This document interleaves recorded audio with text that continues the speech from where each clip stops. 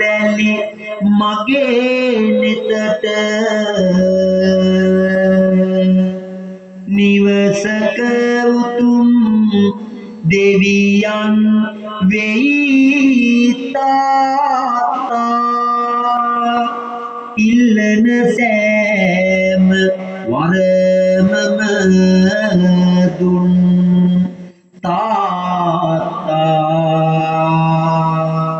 කුසගිනි දරා මගේ ගිනි නිවූ තාත්තා මතු බුදු වෙන්න මගේ රන් කඳ තාත්තා මතු බුදු වෙන්න මගේ රන් කඳ තාත්තා පලාතකින් පලාතකට බණ කියනා මම කවියෙන් බණ කීවත් රසවත් කර කර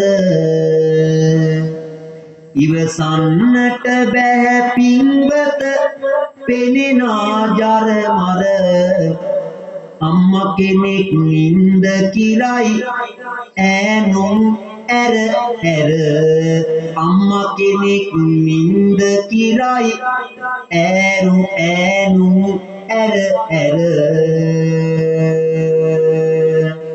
නිදිමත යන්න හත් ගාවුවක දුරක පලා අටහඬ හොඳට හැකි පමණට විවර කළා අද මේ පන්සලම කම්පා වෙනු හිතලා සාදුකාර දෙනවද නිදිමත මතලා සාදු කියන්නේ කොහොමද නිදිමත එනවා දොයි අම්මා කියපු හඬ සිහි වෙනවා කොහොම සාදු කිව්වොතින් මමත් නිදනවා මේ වතාවේ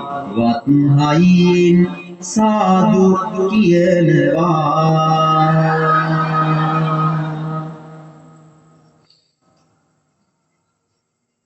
සම කවි බණ අසයි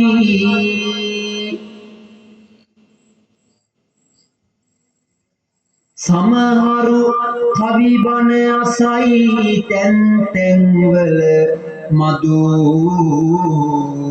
රුවෝද කකා සමහරු බණ අසයි නිවනේ සුවය පතා කළුවරේ ඉඳලා ගැහුවෝතින් සීරියකා දින සති ගණන් ඉන්නට වෙයි මොකුත් නොකා සාදුනාදයක් පවත්වමු සදා බුද්ධ කාරුණික වාසනාවක්ද ගුණගරුක සුපින්බර පින්වතුනි මේ හැම කෙනෙක්ම ඓතිහාසික තල්ගස්වල බෞද්ධ සංස්කෘතික මධ්‍යස්ථානයට සම්බන්ධ වෙලා ඉතාමත් ශ්‍රද්ධාවෙන් යොමුතුන් කාලීන කාර්මීය ධර්ම දේශනාව ශ්‍රවණය කරන්නට යෙදුණා. ඉතින් විශේෂයෙන්ම පින්වතුනි බුදුහාමුදුරුවෝ අපිට දේශනා කරනවා සබ්බ දානං ධම්ම දානං දිනාති. සියලු දානයන් අතර පින්වතුනි අග්‍රවන්නේ ධර්ම දානය. ඒ නිසා මේ අසංඛ්‍ය පුතුණුවන් ඇතුළේ පවුලේ හැම කෙනෙක්ම සතුටු වෙන්න පුළුවන්. මේ ගමේ ඉන්න අවට සියලුම දෙනාට පන්සලේ බණ අහන්නට ඒ ඉඩ ප්‍රස්තාව සලසලා දීලා ඒ උතුම් ධර්ම දානමේ පින්කමේ හැම කෙනෙක්ම සිද්ධ කර ගන්න තියෙනවා. ඒක නිසා විශේෂයෙන්ම එම පුතුණුවන් ඇතුළු මේ පවුලේ හැම කෙනෙක්ම තමයි මේ පින හිමි වෙන්නේ. මේ වගේ කාව්‍ය ධර්ම දේශනාවක් ශ්‍රවණය කරන්නට යෙදුනේ ඔය නැත්තම් ඒ අසංඛ කුමාර පුතුණුවන් නිසා. සමහරක් වෙලාවට මට දුරකථනයෙන් කතා කරනවා මම සමහරක් වෙලාවට සැරින් කතා කරන වෙලාවලුත් තියෙනවා. මොකද පිටුතුනි මට මේ දුරකථන ෆෝන් එකට සමහරක් වෙලාවට නිදහසක් නැහැ. ඒ තරම් කෝල් එනවා. සමහරක් වෙලාවට මොකද එයා කතා කරන එයාගේ දින වෙනම පොතේ ලියා ගන්න ඕනේ. ඊළඟට ඒ වගේ පෝස්ට් හදන්න ඕනේ. ඊළඟට වෙනම වාහනේ කතා කරන්න ඕනේ එකක් නෙමෙයි. දින ගණනාවක් පුරාවට මම ධර්ම දේශනාවලට වඩිනවා. සමහරක් වෙලාවට බණ බාර ගන්න ඒවා මම අද තියෙනවා වෙන දවසකදී. ඒ ගොඩාක් ආරාධනා දෙන නිසා සමහරක් වෙලාවට වරදින වෙලාවක්. වැරදිලත් සමහරක් ඒවා බාරගෙන තියෙනවා. ඒ නිසා ගොඩාක් අමාරුවෙන් තමයි මේ වැඩසටහන් වලට මම සම්බන්ධ වෙන්නේ. මොකද සමහරක් අය ගාල්ලේ කතා කරනවා. දැන් මේ පුතා මට කතා කරා මේ තල් ගස් වල. තව මම දන්නේ ගාල්ලේ තියෙන ගම මිරිස්ස කියලා. ඉතින් එහෙමත් කතා කරා එහෙත් තියෙන 15 වෙනිදා. ඉතින් මම හිතන්නේ මේ පුතා තමයි 15 වෙනිදා කතා කරේ. බලනකොට දෙකක්. ඉතින් සමහරක් වෙලාවට එකම දවසේ කවිබන දෙකක්. ඉතින් එහෙම වුණාම මම කවුරු හරි යාළුවෙක් හරි සම්බන්ධ කරනවා එහෙමත් වෙලා තියෙනවා. ඉතින් ඒක නිසා මම දැන් හොඳට හොයලා බලලා තමයි කවිබන බාර ගන්නවා. දැන් සමහරව මොකද්ද කරන්නේ කවිබන බාර දෙනවා. මම ඇඩ්වාන්ස් එකක්වත් ගන්නෙ නෑ. ඒක තමයි කරන වැරද්ද. බාර දීලා මමත් බාර ගන්නවා. ඔන්න දවස් 3ක් විතර ලඟ වෙනකොට අපේ හාමුදුරුවනේ කවිබන කරන්න විදිහක් නෑ කියනවා. ඉතින් තව කෙනෙක්ට අර තියෙන අවස්ථාව සමහරව නැති කරනවා. බාර දීලා දවස් 2ක් විතර ගියාට පස්සේ අනේ හාමුදුරුවනේ බණ නෑ කියනවා. දැන් ඒක නිසා මම අදින් පස්සේ මේ ඉදිරියට තියෙන කිසිම කවිබනක් පිළිතුරු මම බාර ගන්නෙ නෑ ඇඩ්වාන්ස් එකක් ගන්න එපා. ඒකට හේතුව තමයි අපේ සමහර අය ඉන්නවා සමහරක් අය කරන වැඩ නිසා. බණ බාර දෙනවා දවස් 2ක් විතර වුණ කෝල් එක දෙනවා හාමුදුරනේ බණ කරන්න විදියක්. මට තව බණකට යන්න අවස්ථාවක් නැහැ. තව කෙනෙක්ට ඒ අවස්ථාව නැති කරන්නේ. ඒක නිසා ඇඩ්වාන්ස් එකක් අරගෙන තමයි පොතේ ලියාගන්නේ. නැත්තම් කිසිම බණ ලංකාවේ කොහින් ආරාධනා කරත් මම බාරගන්නේ නැහැ. මොකද මෙහෙම බාරගෙන හිතන්නකෝ දැන් මම වාහනේ යනවා. ගියාට පස්සේ ඒ වාහනේ ගාස්තු කවුද දෙන්නේ? බණ නැහැ කියලා. නේද? මම අසරණ වෙනවා. ඒක නිසා ඇඩ්වාන්ස් එකක් අරන් තමයි කවිබන බාරගන්නේ. නැත්තම් අපේ මේ සමහර මිනිස්සුත් එක්ක බෑ. මේ එක්කෙනෙක් දෙන්නේ කරන වැඩ නිසා අනිත් අයත් ඉතින් ඒකට අහු වෙනවා. ඉතින් ඒක නිසා විශේෂයෙන්ම මේ පුතුණුවන් ඉතාමත්ම ශ්‍රද්ධාවෙන් තමයි මේ උතුම් පින්කමට මට ආරාධනා කරේ. ඉතින් ඒක නිසා විශේෂයෙන්ම ඒ දායකත්වයේ ගන්නට යෙදුනේ අසංක කුමාර පුතුණුවන් ඇතුළු විශේෂයෙන් මේ විදේශගත වෙලා සිටින ඒ දිනේෂා පියුමානී මහත්මියටත් අපි ආශිර්වාද කරමු. ඒ විදේශගත වෙලා කරන කින රැකී ආරක්ෂා ආදී කටයුතු දිනින් දින සාර්ථකභාවයට පත් වේවා. ලෙඩක් දුකක් කරදරයක් නොම වේවා. ග්‍රහපල නැත්නම් සියලුම ග්‍රහපල දුර වේවා. ඒක රැකී ආරක්ෂා වන ආදී කටයුතු කරලා අපේ ලංකාවට මාතෘ භූමියට පැමිණෙන්නට එම දිනියට උතුම් බුද්ධ ධම්ම සංකීර්ණ රත්නත්‍රය ආශිර්වාදයේ සැලසේවා. හිසේ පටන් දෙපතුළු දක්වා යම් රෝගයක් නැත්නම් සියලුම රෝගයන් දුර වෙලා අසංක කුමාර මහත්මයා ඇතුළු ඒ දිනේෂා දීනී ඇතුළු පවුලේ හැම කෙනෙක්ටම නිදුක් නිරෝගී චිරජීවනයේ සැලසේවා කියලා පින්වත් හැම කෙනෙක්ම සාදු කියලා ආශිර්වාද කරනවා. ඒ වගේම විශේෂයෙන්ම මේ විහාරස්ථානයේ අපේ විහාරාධිපති ගෞරවනීය අපේ දමිත සිරි ඒ ලොකු හාමුදුරන් වහන්සේ ඇතුළු මේ වැඩ සිටින ඒ සීලෝම ස්වාමීන්ද්‍රයන්න් වහන්සේලාට ආශිර්වාද කරනවා. නිදුක් බව නිරෝගී බව සැලසේවා. උන්වහන්සේලා කරන කියන්නේ ශාසනික කටයුතු දිනින් දින සාර්ථකභාවයට පත් වේවා. ඒ වගේම විශේෂයෙන්ම පරමාර්ථය බවට පත් වෙලා තියෙනවා බන්දුසේන පිරිමුතුගොඩ ආදරණීය සීයාට පුණ්‍යානුමෝදනා සිද්ධ කරන්නට. ඒ වගේම අසනීපයෙන් සිටින එම්.ආර්. සෝමාවතී අක්කම්මාට නිදුක් නිරෝගී චිරජීවනයේ ප්‍රාර්ථනා කරගෙන ඒ වගේම දෙමාපියන් ඇතුළු පවුලේ සීලෝම දිනාට ආශිර්වාද කිරීමට බීගිය දිදුල සංදීප පුතා ඇතුළු ඒ සියලුම දිනාට පුණ්‍යානුමෝදනා සිද්ධ කරන්නට ඒ වගේම මේ උතුම් කාව්‍ය ධර්ම දේශනාව ශ්‍රවණය කරන්නට මේ පින් සම්බන්ධ වෙන්නට යෙදුණු මේ හැම කෙනෙක්ටම නිදුක් නිරෝගී චිරජීවනයේ දීර්ඝායු සම්පත් උදා වේවා කියලා මම ආශිර්වාද කරනවා. විශේෂයෙන්ම මේ බන්දුසේන හිරිමුතුගොඩ සීයාට පුණ්‍යානුමෝදනා සිද්ධ කරන ඒ වගේම අසනීප තත්ත්වයේ සිටින එම්.ආර්. සෝමාවතී අත්තම්මට ආශිර්වාද කරනවා. ඇති වී තිබෙන සියලුම අසනීප තත්ත්වයන් නැති වෙලා ඉක්මන් සුවය නිදුක් බව නිරෝගී සුවය උදා වේවා. ඒ වගේම දෙමාපියන් ඇතුළු පවුලේ හැම කෙනෙක්ම ආශිර්වාද කරන ගමන් මේ මීයන්ට ඉදිරි දිදුල සංදීප පුතුණුවන් ඇතුළු දෙපළපුරේ වී ගියා වූ සහලේ සියලුම ඥාතීන්ට අපි මේ පින් අනුමෝදන් කරමු. අනුමෝදන් වීමේ සියලුම දෙනා ප්‍රාර්ථනා කරන්නා බෝධියකින් අමා මහ නිර්වාණ සම්පත් උදා කරගන්නට හැම කෙනෙක්ම මේ පින් ලැබේවා. අවසාන වශයෙන් මේ කාව්‍ය ධර්ම දේශනාව ශ්‍රවණය කරන්න මේ පින් බිමට සම්බන්ධ වෙන්න තියෙන ඔබ සියලුම දිනාටමත් මම ආශිර්වාද කරනවා. ඔබ කරන කියන රැකී ආරක්ෂා බෙලෙහින දම් ව්‍යාපාර ආදී කටයුතු දරුවන්ගේ අධ්‍යාපන කටයුතු දිනින් දින සාර්ථකභාවයට පත් වේවා. හිසේ පටන් දෙපතුළු දක්වා 89ක් රෝග 90ක් ව්‍යාධි 203ක් අන්තරාවන් සියලුම දේවල් දුරින් දුර වෙලා මේ පින්වතුන් කරන කියන සියලුම දේවල් සාර්ථකකාරයෙන් සාර්ථක වේවා. 33 කෝටියක් දෙවියන් දේව ආරක්ෂාව ලැබේවා කියලා සාදු කියලා ප්‍රාර්ථනා කරමු. රට ජාතිය සම්බුද්ධ ශාසනය බෝප ආරක්ෂා කරන අල්පේ සාකි මහේ සාකි කියන මේ සියලුම දෙවියන්ටත් මේ පින් ලැබීමෙන් ප්‍රාර්ථනා කරන්නා වූ බෝධියකින් අමා මහ නිර්වාණ සම්පත් උදා කරගන්න දෙවියන්ටත් මේ පිංකසේ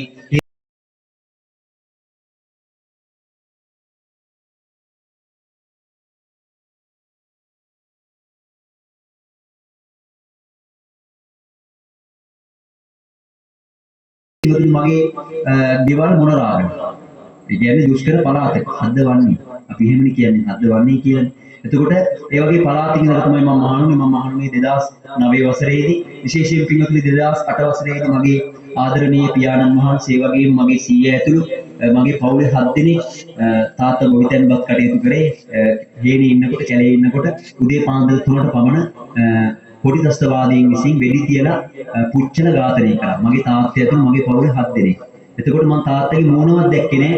ගෙදරට පෙට්ටි සීල් කරලා ගෙනාවේ හතම. ග්‍රෝසරියකින් තමයි වල කපලා එකම තැන පෙට්ටි හද වල දෙන්නේ. මම හිතනවා ලංකාවේ ඉන්න එකම හාමුදුරුවෝ වෙන්නේ නැති මම කියලා. ඒ වගේ දෙයක් සිද්ධ වුණා. ඒක නිසා පින්වතුනි දැන් ඔබට හිතෙන්න පුළුවන් මේ සමහර අය පොඩි කාලෙම නැති වෙනවා. සමහර අය නේද අම්මලා තාත්තලා නැති වෙනවා. ඒක නිසා ඔබ කල්පනා කරන්න එපා පින්වතුනි ඒක තමයි අපේ ජීවිතේ. අපි ඉපදුනා නම් දවසක මැරෙන්න ඕනේ. ඒක මගේ තාත්තා වේවා සීයා වේවා. ඒක නිසා ඒකට මරණය කියන එකට කවුද කියලා අදාළ නැහැ. පොඩි කෙනෙක් අදාළ නැහැ, ලොකු කෙනෙක් අදාළ නැහැ. අපි අම්මගේ කුසේ ඉන්නකොට මැරෙන්න පුළුවන්. ඒක නිසා ඒකට බලපාන පින්වතුනි අපි කරන අකුසල ධර්ම.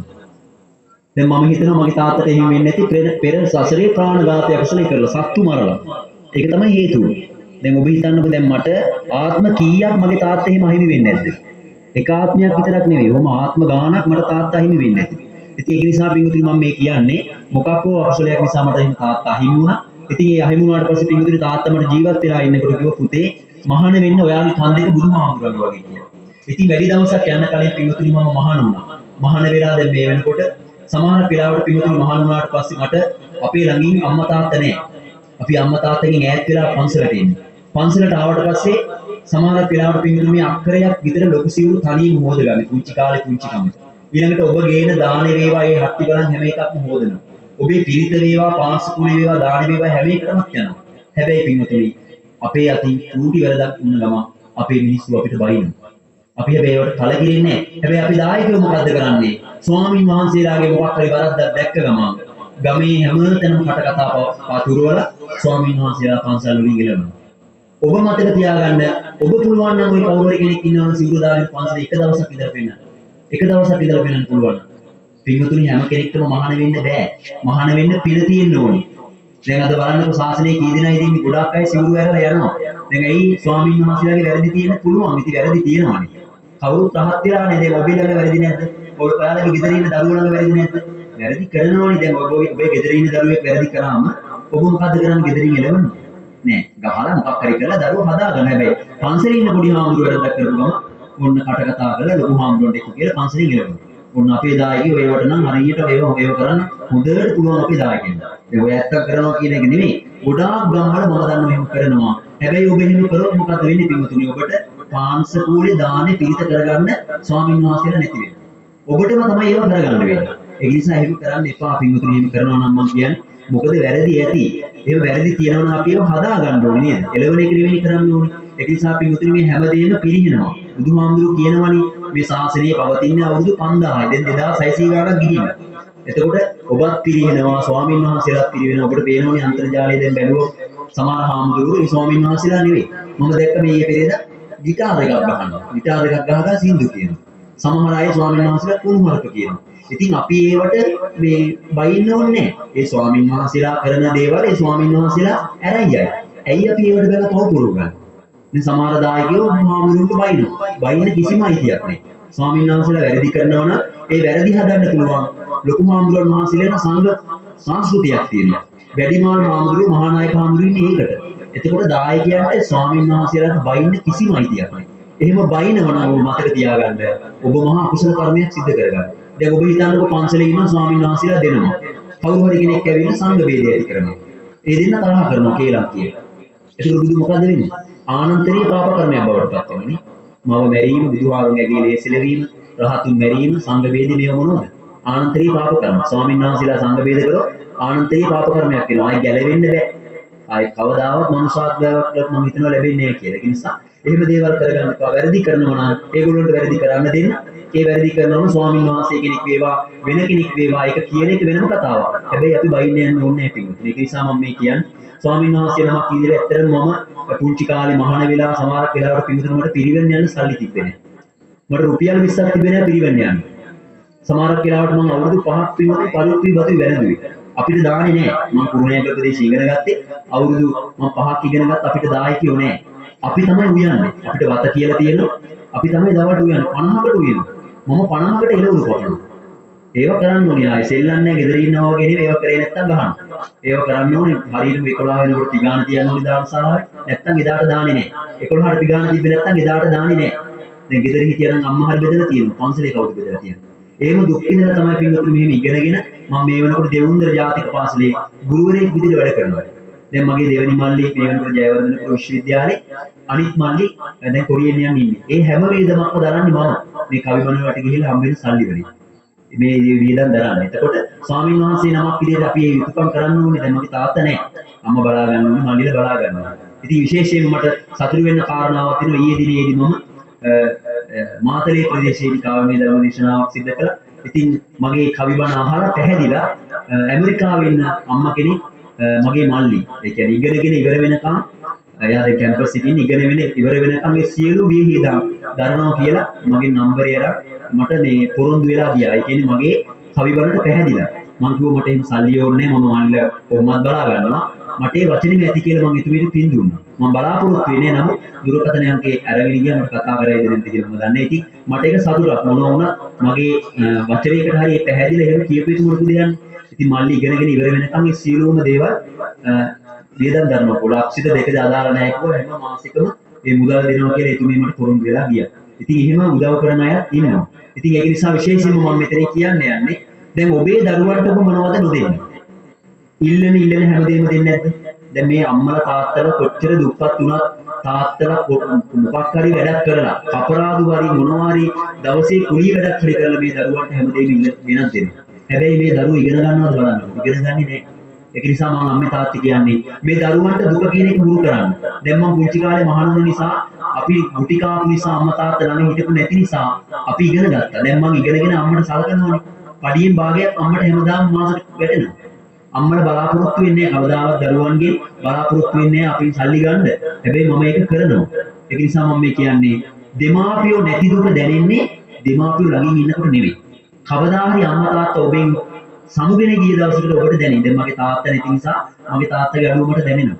සමහරක් වෙලාවට පින්වතුනි එකට විතර මම ඇහැරෙනවා. දැන් නම් අවුරුදු දැන් 15ක් විතර ගිහින නිසා අර ඕනම දෙයක් අමතක වෙනවනේ. තාත්තා නෙවෙයි කවුරුණත් පින්වතුනි ටික කාලයක් ගියාම අපේ හිත ඒව අමතක වෙනවා. ඒක තමයි මේ මනුස්ස ස්වභාවය. හැබැයි දෙමාපියෝ අපිට අමතක කරන්න බෑ. තාමත් පින්වතුනි අයිඩෙන්ටි කාඩ් එක මගේ පර්ස් එකේ තියෙනවා. තාත්තා ගෙදරට නැති වෙලා පෙට්ටිය අරන් එනකොට තාත්තගේ අයිඩෙන්ටි එක දැක්කේ නෑ. ඉතින් මම අම්මගෙන් ඉල්ලගෙන තාමත් ඒක මම පරිස්සම් කරනවා. සමහරක් වෙලාවට රැයට මම මතක් වෙනකොට මේ පර්ස් එකේ ගිහලා මම අඬනවා. මේ මාමුරු කෙනෙක් වුණාම අත්හරින්න ඕනේ තමයි. නමුත් පින්වතුනි අම්මා තාත්තා අපිට අත්හරින්න බෑ. අම්මා තාත්තා මහාන වුණත් අත්හරින්න බෑ සමහරක් වෙලාවට. දැන් සමහරු කියනවා මහාන වෙන්නේ හැමදේම අතහැර කියලා. ඉතින් මම පුංචි කාලේ මහාන වුණේ. මම පුංචි කාලේ ඉතින් මහාන වෙනකොට දන්නේ මේ ශාසනය මොකද්ද? මේකේ මොනවද වෙන්නේ කියලා අපි දන්නේ නැහැ. දැන් තමයි මේ අවබෝධ කරගෙන අපි යන්නේ. ශාසනය කියන්නේ මොකද්ද? අපින් වෙන්න ඕනේ මොනවද කියලා අපි අවබෝධ කරගෙන යන්නේ. ඒක නිසා මම මේ කියන්නේ දරුවන් අනිවාර්යෙන් දහම් පාසල් යවන්න. දැන් අම්මලා ඉන්නවා දරුවෝ දහම් පාසල් යවන්නේ නැහැ. ඉරිදට යවන ටියුෂන් පන්ති. හැබැයි යවන අන්තිමේදී කොසු පාරවල්, ඉදල් පාරවල් ඉදිරියට ලැබෙනකොට කවුරුත් නැහැ. ඇයි ඉස්කෝලේ දැන් මම ජාතික පාසලක ගුරුවරයෙක් අපි පින්වතුනි පොතේ දැනුම දෙන්නේ දරුවන්ට. එතකොට කවුද මේ ගුණධර්ම කියන දේවල් ඉස්කෝලේ වුණා නැහැ. ඒ පොය දවසට අපි පෙර පොය වැඩසටහන කරනවා ඒවට එන්නේ නැහැ. ඒවට ඉන්නේ නැහැ. එක්ක පන්ති යනවා නැත්නම් කොහේ හරි වදින්න යනවා කියන මොනවා හරි කියන බොරුව. ඉතින් ඒක නිසා අනිවාර්යෙන් දහම් පාසලට යොමු කරන්න නැත්නම් ඔබට කවදා හරි බලු කූරු වල ළඟින් වෙනවා. ඇයි ගුණධර්ම කියන දේවල් දරුවෝ ඉගෙන ගන්න දහම් පාසලෙන්. ඒ දවසට මොකද කරන්නේ අම්මලා තාත්තලා ඔක්කොම ටික දරුවෝ පළයල්ල කියන දහම් මේ ටියුෂන් පන්ති. යවන්නකෝ හැබැයි යවලා දවසට පසුද වෙනවා. දැන් ඒ කියන්නේ මොකද්ද කරන්නේ මොලේ හදනවා. ඉගෙනීම් පැත්තෙන් හදනවා ගුණධර්ම කියන දේවල් දරුවන්ට ඒව අයින් කරලා දානවා. ගුණධර්ම කියන දේවල් දරුවන් දන්නේ නැති වුණා මොකද කරන්නේ? දෙමාපියන්ට සලකන්න දන්නේ, අම්මා තාත්තට කතා කරන්න දන්නේ. ලොකු වුණාට පස්සේ ඊට පස්සේ ඉතින් කොහේ හරි වැඩි හිටි නිවාසයකට ඇරලා දානවා. ඒ දන්නේ නේ ගුරුධර්ම. ඒ දෙමාපියන්ගේ වැරදි. මම නම් දරුවන්ගේ වැරදි කියන්නේ. දෙමාපියෝ කරන වැරදි නිසා තමයි මේ දරුවෝ වැරදි පාරේ යන්නේ. ඒක නිසා මම කිසිම මොහොතක මේ දෙමාපියන්ගේ පැත්ත ගන්නෑ දරුවන්ගේ පැත්ත ගන්න.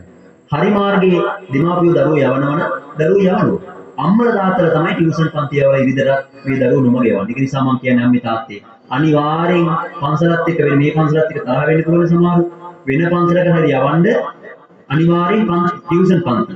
නැත්තම් ගුණධර්ම කියන දේවල් දරුවෝ දන්නේ නැහැ. ඒ නිසා මම ඒකත් සිහිපත් කරනවා. ඒක නිසා මේ දරුවන්ට පොඩ්ඩක් දුක කියන එකක් දෙන්න ඉල්ලන දේවල් අරන් දෙන්න යන්නත් එපා. අපි ආදරේ තමයි. එහෙම වුණාම හිතනවනේ අපේ අම්මා මේක අරන් දෙනවා තාත්තා මේක අරන් දෙනවා ඉගෙන ගන්න ඕනේ. ඔහේ ඉන්නව ගෙදරට වෙලා කියලා දරුවෝ එහෙම හිතනවා. ඒ නිසා ආදරේ පෙන්වන්න නමුත් වැඩි පෙන්වන්න යන්නත් එපා. ඕනම දෙයක් ඕනට වඩා ඕනෙම නෑ කියනවා. ඒ නිසා විශේෂයෙන් මේ දේවල් මම සිහිපත් කරමි.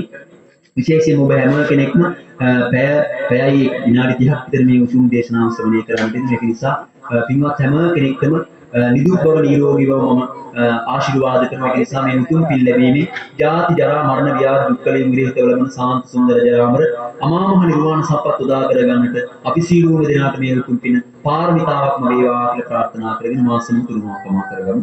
කායේන වාචා චිත්තේන පමාදේන මයා කතා අච්චයං කමමේ බන්තේ භූරි පඤ්ඤ තථාගත අච්චයං කමමේ ධම්ම සම්දිට්ඨික අච්චයං කමමේ සංඝ සුපටිපන්න අනුත්තර ආකාසට්ටා චුම්මට්ටා දේවානාගා තං අනුමෝදිත්වා තිරං රක්ඛන්තු ලෝක සාසනං තිරං රක්ඛන්තු දේශනං තිරං රක්ඛන්තු මම් පරං ඉමිනා පුඤ්ඤ කම්මේන මාමේ බාල සමාගමෝ සතං ගමෝතු යාව නිබ්බානපත්තියා යොමු කෙරුවට දහමට අවදානය උද දෙවිනේ ආසිරි කුසලානය අද මේ පන්සලේ හවිවන අවසානය පතනෙමු සුව නිර්වාණය පතනෙමු සුව නිර්වාණය සාදු කියමු. විශේෂයෙන්ම පින්වතුනි ඔබට මගේ මේ වගේ සඳහම් දේශනාවන්, කාමී ධර්ම දේශනාවන්, ඒ වගේම ආශිර්වාදාත්මක පූජාවන් ආදී මගේ වැඩසටහන් ඔබට මගේ YouTube නාලිකාවන් හරහා ඒ වගේම Facebook මාධ්‍ය ජාලයන් හරහා කොටියාගල සාරානන්ද ස්වාමීන් වහන්සේ කියලා ඔබ Facebook වේවා YouTube වේවා සර්ච් කරාම මගේ සඳහම් දේශනාවන් ඔබට ඕන තරම් අහන්න දකින්න බලා ගන්නට පුළුවන්. ඔබ කරන්න ඕනි කොටියාගල සාරානන්ද හාමුදුරුවෝ කියලා කොටියාගල කියලා ගැහුවම නම එනවා. ඔක්කොම ගහන්න ඕනේ කොටියාගල කියලා ගැහුවම මගේ ඕන තරම් ධර්ම දේශනාවන් ඔබට ශ්‍රවණය කරන්න YouTube කරා Facebook කරා ඊට ප්‍රස්තාව තියෙන. ඒ වගේම ඔබේ පන්සලේ වේවා ඒ වගේම නිවසක වේවා මම ඕන තරම් කාව්‍ය ධර්ම දේශනාවන්ට වඩිනවා. ඉතින් ඒ ආරාධනා කරන්න හැකියාව තියෙනවා. මගේ දුරකථන අංක ඇති. සමහරක් වෙලාවට මම කතා කරන්නත් පුළුවන්. සමහරක් වෙලාවට වෙන කෙනෙක් කතා කරන්නත් පුළුවන්. ඒ ආරාධනාව ඒ විදිහට බාර දෙන්න පුළුවන්. ඉතින් ඒ හැම එකක්ම සිහිපත් කරමි. පින්වත් හැම කෙනෙක්ම නිදුක් නිරෝගී චිරජීවනයේ ප්‍රාර්ථනා කරන උදෙන් වන්දනා කරගමු. අභිවාදන සීලිස්ස නිච්ඡං බුද්ධාපචායිනෝ චත්තාරෝ ධම්මා වඩ්ඩಂತಿ ආයුවන්නෝ සුඛං බලං ආයුරාෝග්‍ය සම්පatti සග්ග සම්පatti මේවච අතෝ නිබ්බාන සම්පatti විනාතේ සමිද්දතු තෙරුවන් සරණයි.